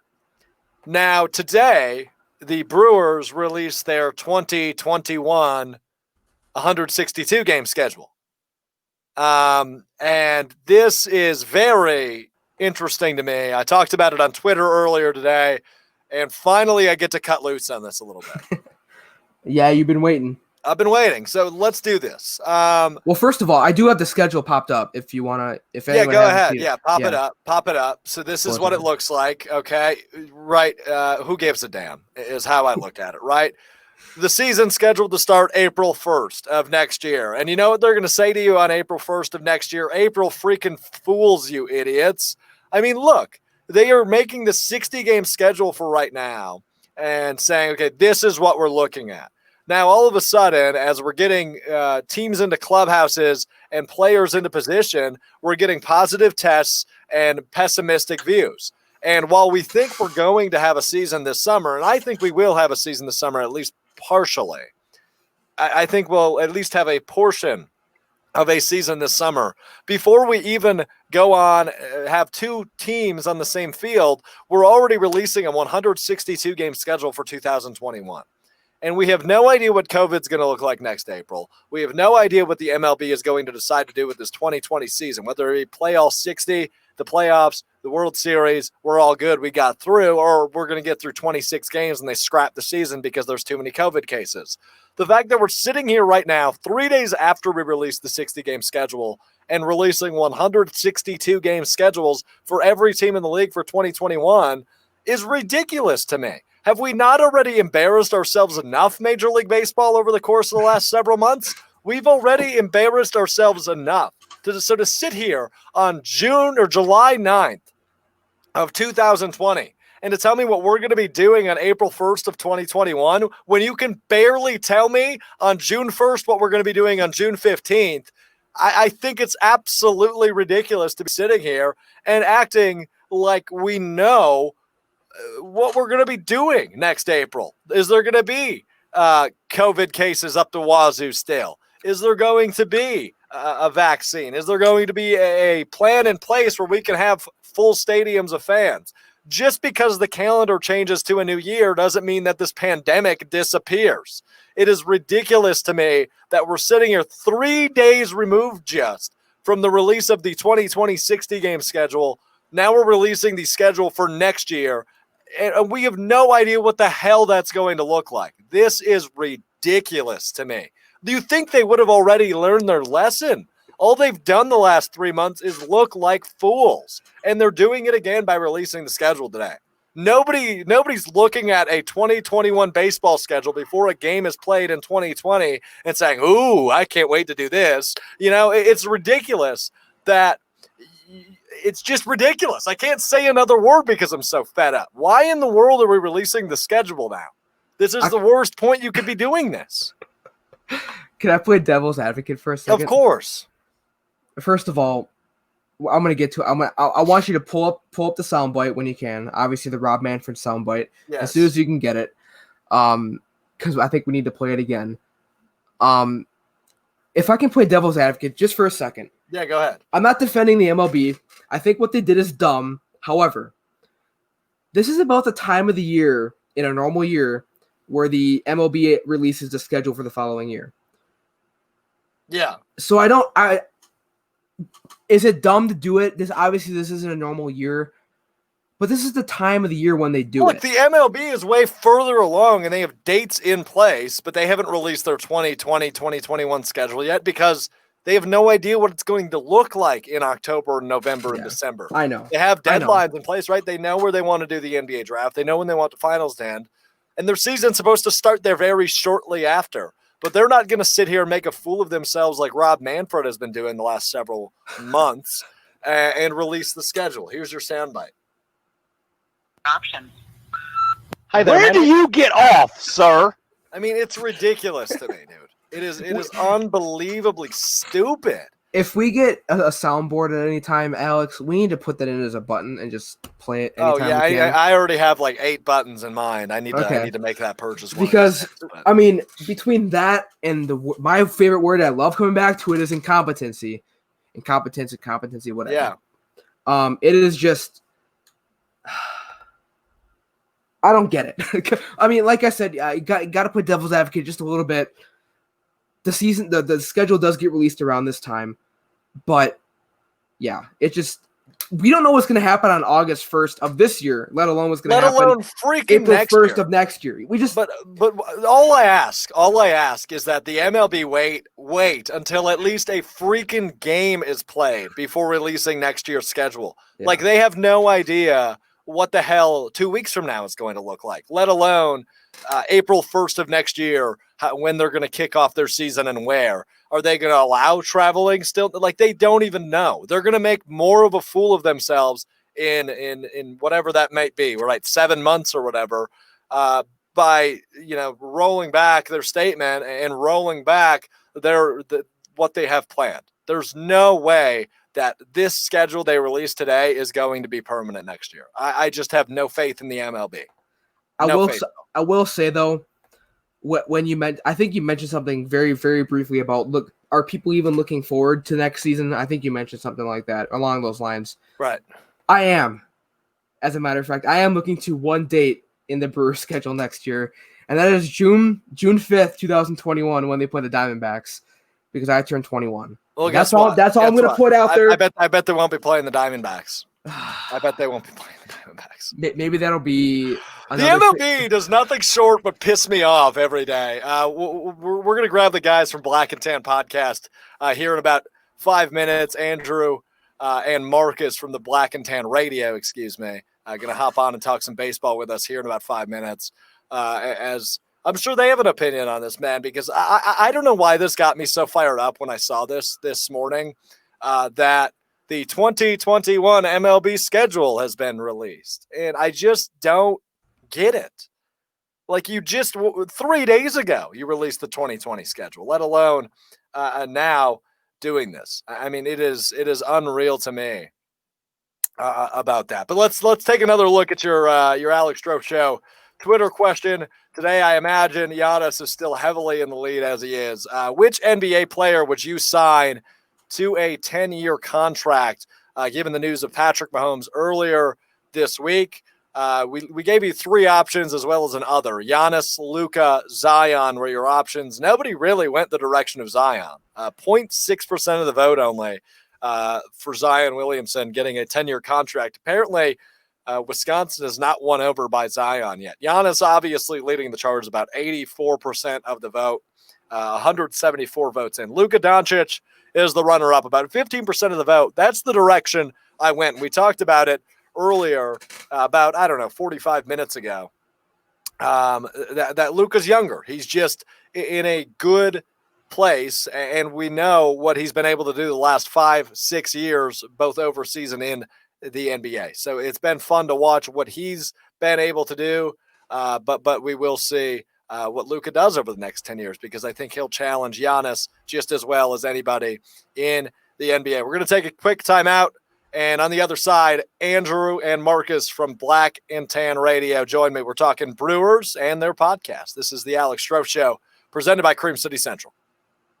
If you had to pick, looking at the Brewers roster, who would be the 2 guys that you think would be, if you had to pick a dude to hang out in there, that you have a suite together with another dude, who would it be? That was on the spot. I got you. I always do that. You'd always do. Always. But when you initially asked me the question, without a shadow of a doubt, first thing that popped in my head, Lorenzo Kay. Yeah. Yeah. But then after thinking about it, I'm really interested to see what the young Yelich is all about. Yeah. Because I feel like he's a undiscovered character. He's so young, so much. I don't know. He's older than us. Yeah. A little older than us. Yeah. Slightly. Obviously he'd be. I feel like he'd be. I'm gonna go hipster on you. So, like, off the beaten path a little bit. I'm gonna go Brent Suter. Okay. I feel like Suter would be pretty fun. I don't know. Did you see the video that they put out this morning? No. So they put out that that they do those during spring training. They do those movie parodies, like they did The Sandlot. They've done Dumb and Dumber. They've done a few of them over the years. This year they did Back to the Future, and the 2 stars in it were Brent Suter was Doc, and then they had Keston Hira. He was my runner-up, Keston Hira. Hira, I bet, would be a great time. But Hira was Marty McFly. Yeah, that was pretty funny. So they always do a good job with that. Like, there's no other team that you really see kind of doing that stuff. So yeah. That's part of what makes me happy to be a Brewer fan.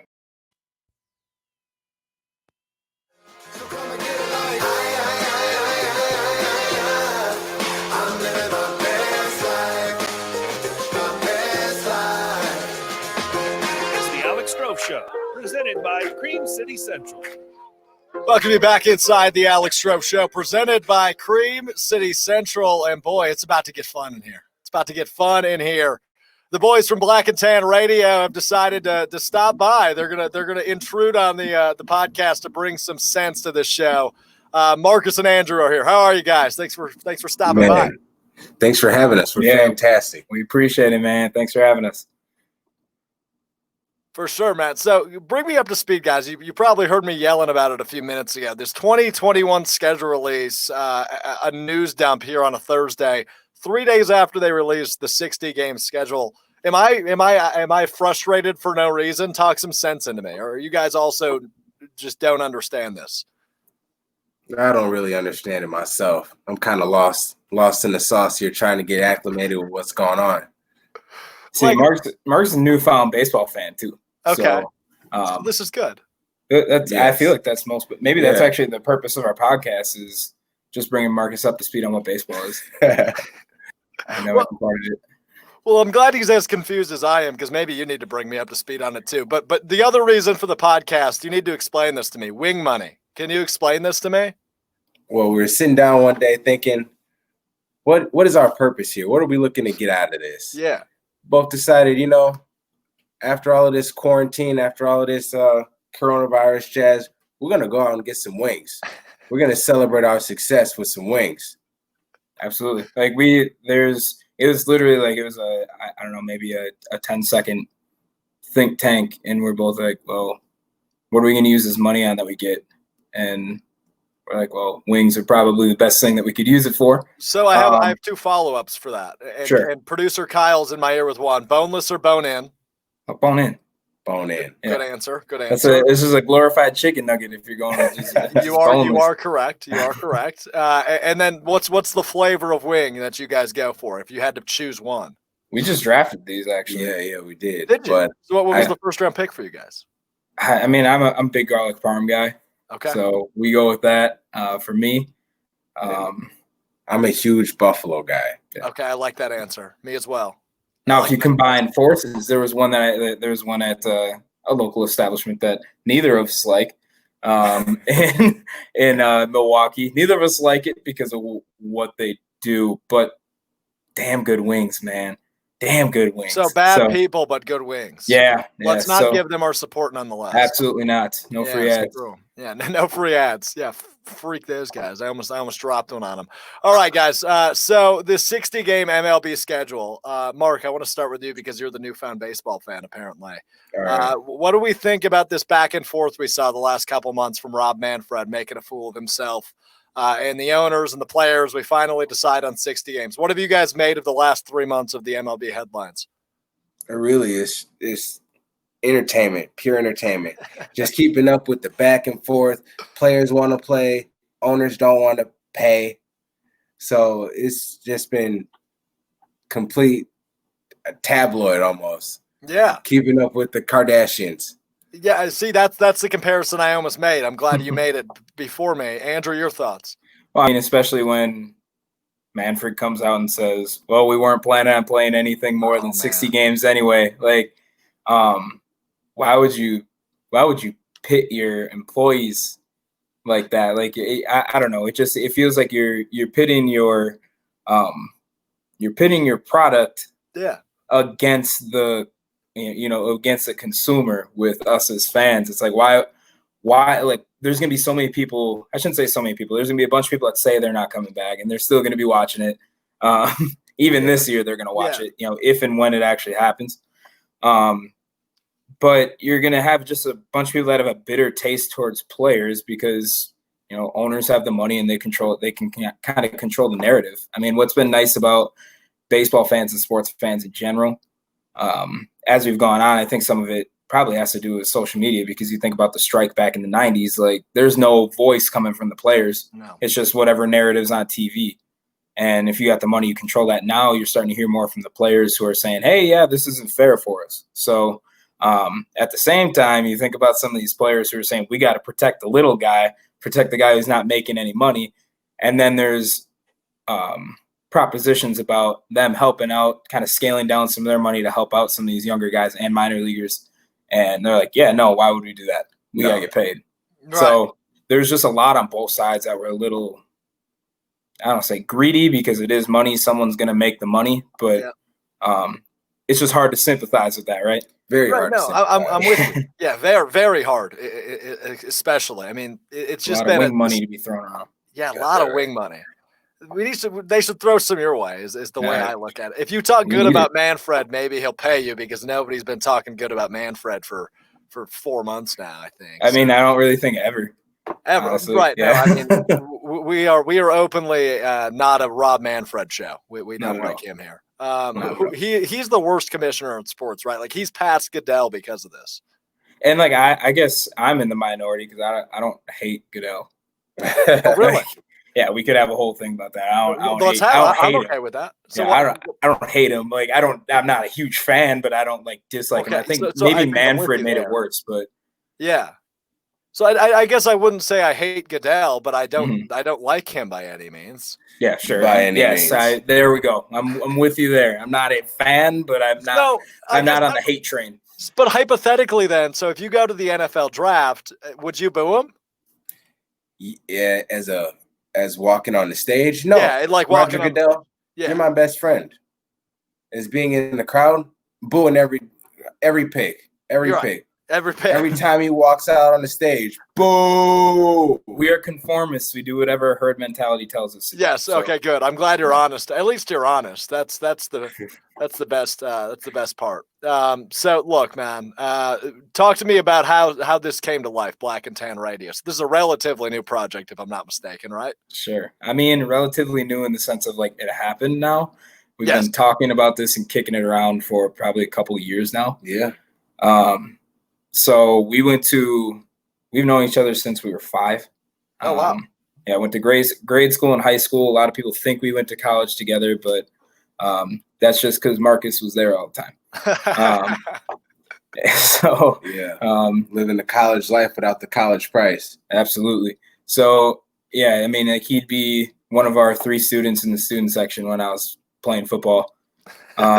So you hear him yelling, everyone's like, well, I guess he goes here. I don't know. I've never seen him in class, but no, it's just kind of, we lived together for a while. I don't know why we didn't do it then. Didn't make sense why we didn't do it then, but we just didn't. Hindsight's 2020. Right. I guess, at least for me, it's an excuse to hang out with you. Yeah. So it's part of it. Yeah. So there you go. At Black Tan Radio on Twitter, if you're curious. And Instagram. Spotify app and Instagram as well. Okay, gotcha. Then I need to follow you guys on Instagram because I don't do that. You made a good joke on our fight night topic this week. I don't know which one of you controls the Twitter, but we talked about the best quarterback, running back, wide receiver trio in the NFL. You said Lamar Jackson, Lamar catching a deflected pass. Yeah, we feel very strongly about that. Go ahead. I mean, think about it. If we're really looking at it, Lamar Jackson is probably, a one-man show. I mean, I guess, yeah, we're just looking one-man show. Unlike us, we're a two-man show. We would be fine. You'd probably catch the running back receiver end of it. I would be the quarterback end of it. So we thought about us, but we figured we would defer to a guy who we figure that we would probably defer to a guy who's actually in the NFL. So it was just more of like a step down from us. Okay, gotcha. Yeah. So you guys are right up there. Right. So if I get thrown into this trio, who's playing quarterback? Well, me. Yeah. Okay. So you're firm on that. Yeah. Okay. Well, I mean, I guess, what'd you play before? I've never played football. That's a little fun fact for you. Yeah. Gotcha. I had heart surgery when I was 3. I would have liked to, but yeah, I couldn't. I'm 6'3" though, so I could be a quarterback. Well, I mean, that kind of seems like receiver length for me. Okay. Yeah, so I mean, I'll get that ball. I'll get that ball out in front of you so you can run under it and you won't get hit. All right, I like it. You're confident. Remember, throw up those hands. Don't catch you with your chest. Mm-hmm. All right, I'm ready. Bear claws here. Once life's back to normal, us 3, we're gonna go train. We're actually gonna do this. Yeah. We're gonna sign up for a 3-man football league. Oh, for sure. Yeah. Okay, great. I'm glad you guys are in. So where'd you play college football, if you don't mind me asking? Wisconsin Lutheran College in Milwaukee. In Milwaukee, okay. Okay, gotcha. They are the what? I know they're green. The Warriors. Warriors, yes, the Warriors. Okay. So Marcus was an honorary Warrior. I think you got probably more gear than some of the players that some of my teammates that we played with. I'll take it. Still represent to this day. Mark, so could you play college? Could have you made that squad? Yeah, I think so. Okay. You know what? This is a missed opportunity now, it seems. Somewhat. But maybe we didn't have that opportunity on that field, but we have it now here. Right. Good. All right. Well, producer Kyle's gonna make some calls. He'll set it up. We're gonna get in a 3-man football league when life's back to normal. And then he'll probably him and Jeremy will probably lead the social media end of it, probably. Yeah, right? Yeah. They'll be attacking the social media, and they'll pay for the wings. Oh, great! Oh, yeah, we're in. Got the wing sold. Money. Yeah, definitely. They got the wing money. All right, guys. Let us know where we can find you, where we can find your pod when it comes out, all that good stuff. Sure, we'll do. You know, if you're looking around, that we're on Anchor, who sponsors us. So I gotta put that in. Gotcha. Yeah. So they're giving us the wing money right now. So other than that, we got Spotify and then we got Apple Podcasts right now. Figure those are the most trafficked areas, right? Cool. Yeah, those are the big three. Yeah. At Black Tan Radio on Instagram and Twitter. Yep. Awesome. Well, appreciate the time, guys. We'll do it again. Always good to chop it up, and hopefully we have some real sports to talk about soon. Absolutely. All right. Thanks for having us. Other than our hypothetical three-man football team. That will happen, though. That will happen. Yeah. All right, yes. Hey, that's Start Andrew. stretching. Yeah, All right, I'm already on it. As soon as I'm off the air, I'll be stretching that hammy so I don't pull it. All right. Sounds good, cool. man. Thanks, guys. That's Andrew and Marcus from Black and Tan Radio. New podcast on the Cream City Central under the umbrella, if you will, at Black Tan Radio on Twitter and Instagram. Those guys are funny. They've known each other since they were 5. That's something I learned today. But now that I look at their Twitter, that's a young picture of them as their header, I believe. So if you want them to get some wing money, you better go check them out. All right, we wrap up on the other side. This is the Alex Strouf Show. I'm going to read you a quote from one of Giannis's teammates, and then, using your wealth of superstar NBA experience, you are going to read between the lines and tell us if we can actually learn anything from what this teammate has said. So first up, this is from Pat Connaughton on March 31st, so just a few weeks ago. He says, obviously the city of Milwaukee, the team, everyone wants Giannis to be here forever. But Giannis has put himself in a position to provide for his family from growing up with nothing in Greece. I don't think you can fault Giannis for whatever decision he ends up making, that he believes is the best decision for him, his family, the people who are closest to him. Yo, Pat's a smart dude. Pat's trying to get on teams with Giannis in the future wherever Giannis is. Pat is not trying to ruffle feathers. Pat is giving a massage right there. That's my gut. And can you blame him? Not at all. Not at all. Yeah, he's a 6'5" white dude who relies on his athleticism. Yeah, I mean, how much of a career does he have left? There's a ceiling. There's a ceiling. Yeah, man. Of course. All right, Pat's playing the long game. Small Ball, Milwaukee Bucks micro podcast, presented by Cream City Central. Download wherever you get your podcasts. Oh, yeah, back at it on a Thursday. Looking forward to the weekend, baby, as we get near there. Kyle, I need to bring you up to speed on the basketball tournament, the one our good friend Travis Diener. You remember how I said I was going to watch it Tuesday night? How'd that go? I never did. I watched it. I watched it all day yesterday, Kyle. Okay. House of Pain, which is apostrophe PAIGN. Yeah. It's Illinois' team. They played Carmen's Crew, which is Ohio State. So it was a Big Ten matchup in the round of 16. House of Pain was the 16 seed. Carmen's Crew, the 1 seed and the defending champion. House of Pain, behind Mike Daum, formerly of South Dakota State, knocks off Carmen's Crew, Aaron Kraft. Do you remember that name? How could I forget? The Aaron Kraft legend himself. From Ohio State University played his last professional basketball game yesterday when they were knocked I did see out. that.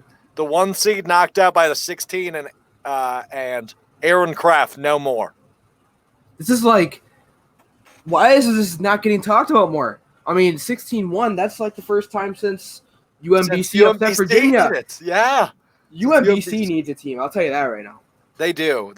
I know their social media manager, their guy in charge of their multimedia stuff. That guy's a genius, by the way. Oh yeah, I will Zach say Seidel. He's a great man. We need to get him on the show because that guy is fantastic. He's a very good dude. I've interviewed him a few times. Ben, during that run especially is when I talked to him quite a few times. But good dude. We still interact quite often. But looking at the rest of the field, as mentioned on Tuesday, the Golden Eagles will play tomorrow against Brotherly Love. I don't know. I think that's just a team that's made. Let me look at the roster. Let's see if I know any of these names. Well, I do know I will be available to watch Friday. I do have a day off finally tomorrow, so I will take it. I will be tuning in. Yeah, some guys from Temple, Creighton. So they all have their own winning share, which is interesting. Yeah. They signed them to, a portion of that $1 million. Who's the highest paid person on the Golden So they're not. Eagles? See, I thought that they don't divide that money equally. No, they I don't. guess that makes sense to. Well, it says that everybody on Marquette only gets $1, and it looks like they'll be donating the rest. Okay, that's cool. But anyway, so yeah, it looks like the Golden Eagles are in good shape, man. They are going to be in good shape. They play the 12 seed, as I mentioned, on Friday. If they win that, they'll play the winner of Red Scare and House of Pain. I'm assuming, is Red Scare like St. John's? That is Dayton. I was close enough. Dayton, and they beat Big X Xavier yesterday. Now, basketball tournament on ESPN. Been a lot of fun. I probably have missed this completely. I'm assuming Wisconsin had or has a team in the tournament. No, they do not have a team, but they have a bunch of alum playing. So as mentioned on Tuesday, Ethan Happ, he lost his opening round game playing for Team Hines, I believe. I think Wisconsin has had a team in the past, though, right? I'm not sure on that, actually. I know Marquette always has. I don't know if Wisconsin has ever.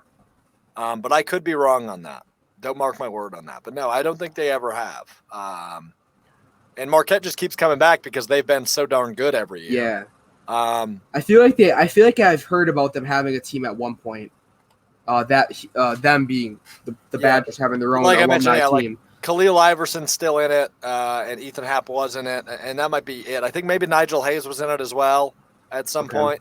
Yeah, but not many. Yeah. Not many past that. All right, man. So big thanks to Andrew and Mark from Black and Tan Radio, as well as Jimmy Christensen for joining us about an hour and a half ago now. Let's take one last look at your Alex Strouf Show Twitter poll today. Obviously, a big lead for Giannis, 84.3%. Luka wraps it up with 14% and under 1% both other and Zion. So those are really the only two options. In people's opinions over there on Twitter, about 7 minutes left on that poll. If you haven't voted yet, go let your voice be heard. One thing I want to talk about again, just briefly, Kyle, is the fact that Aaron Jones, not a top 10 quarterback. He's got to be somewhere. And I don't know if I ever actually put him anywhere, but I would say number 7 on that list. Yeah. I think he's top 10. Because I don't know if he's any. If you look at that list, I'm not gonna bring it up again.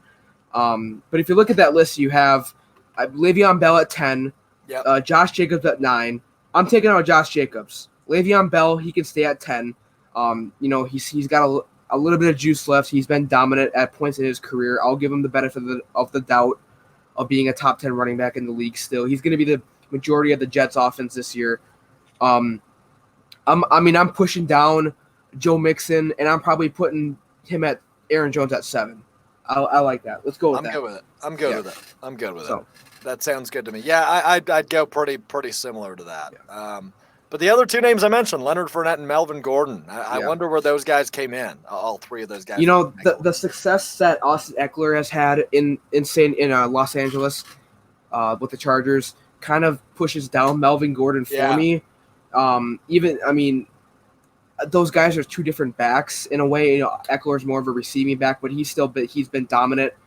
It'll be interesting to see what happens with him as Philip Rivers is gone.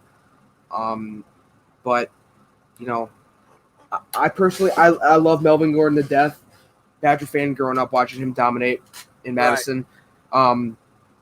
I just don't have him in my top 10 just because of how successful Austin Eckler has been playing behind him when Melvin Gordon was down with injury, when he had the lockout. So that's where I'm at with that. Good stuff. All right, let's jump into our Thursday thoughts. We both have one today, right? Yes, we do. However, I want to point out a little bit of news that we have came in as you were talking to the guys from the Black and Tan Radio. Hit me. 12 players added to the Brewers roster, and all 12 of these guys are your fringe kind of prospect guys, and they have been added to the taxi squad down in Appleton. Yeah. I say down, that's like 10 minutes away from me. 10 minutes south. So the list of guys includes first-round draft pick last year, Ethan Small. Okay. Also includes other high top guys in the organization: Bryce Terang, Corey Ray, Tristan Lutz.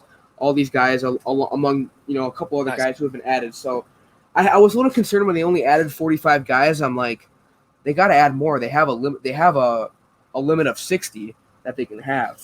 So their roster's up to 58, if I do the math correctly. Although my math still might be off on that, but they're close to 60 now. So all 12 guys they have added will be playing in the taxi squad down in Appleton. So Very good. there you go. Good stuff. Now we got Thursday thoughts. Now we got Thursday thoughts, and I'm going to let you lead off. Well, for the last couple of days, Wisconsin weather has been actually in a little bit of a cycle, a consistent cycle. Hot 90-degree weather, Florida weather, hot, humid, stormy. But Alex, I'm driving to Taco Bell this afternoon to get lunch. Yep. And on my way there, it's sunny, beautiful, sunny, blue skies, nothing, not barely a cloud in the sky.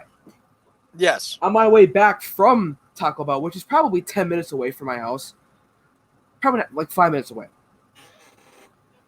It's dark, it's stormy, it's pouring rain out. It is just a monsoon. Like this Wisconsin weather, I've seen many other states claim to have bipolar weather, and I kind of hate to use that term because that might be offensive, but bipolar weather. Wisconsin is hands down the most ridiculous with weather. It is just insane. I mean, within a span of like 10 minutes, I go from beautiful sunny sky to thunderstorm. As I'm sitting here, I'm looking out my window. I had probably 2 storms go by throughout this entire show. It's kind of sunny now. It's just, this weather's ridiculous. It's fun, man. That's Wisconsin for you. I mean, you've lived here 20 years. I figured you'd know this by now. I mean, I do know, but it's just when other states complain about their weather being ridiculous, I mean, you can honestly legitimately get all 4 seasons in one day.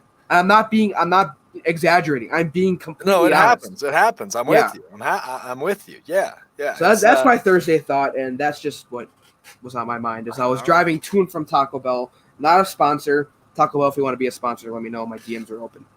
My DMs are open, he says. Good stuff. So this is the second time this week. I let off with it on Tuesday. I'm going to finish with it today. That I feel old, man. So I was yelling about fireworks on Tuesday, after the 4th of July.